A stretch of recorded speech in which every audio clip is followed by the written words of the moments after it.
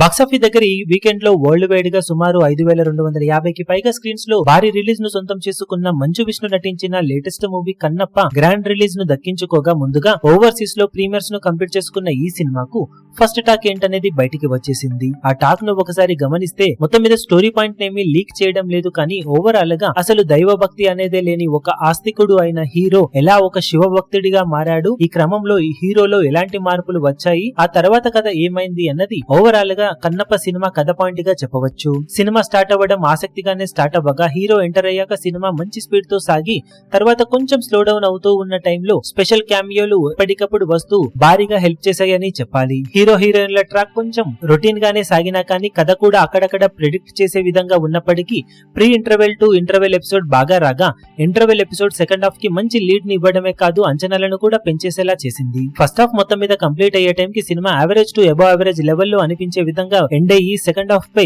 ఆసక్తిని పెంచేసిందని చెప్పాలి.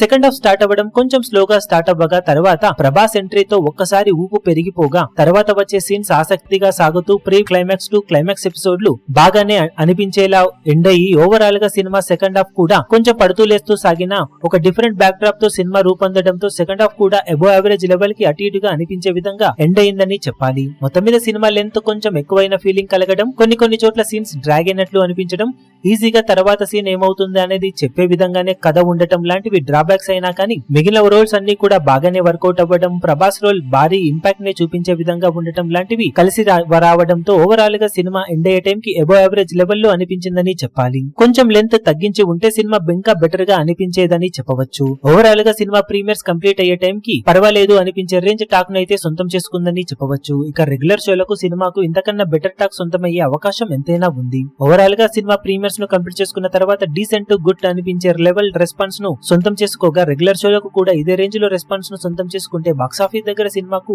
భారీగా హెల్ప్ అయ్యే అవకాశం ఎంతైనా ఉంటుందని చెప్పవచ్చు. ఈ వీడియో మీకు నచ్చినట్లయితే లైక్ చేయండి, షేర్ చేయండి, ఛానల్ ను సబ్స్క్రైబ్ చేయడం మాత్రం మరవకండి. ఏ చిన్న అప్డేట్ ను మిస్ అవ్వకూడదు అనుకుంటే బెల్ ఐకాన్ ను ప్రెస్ చేయండి.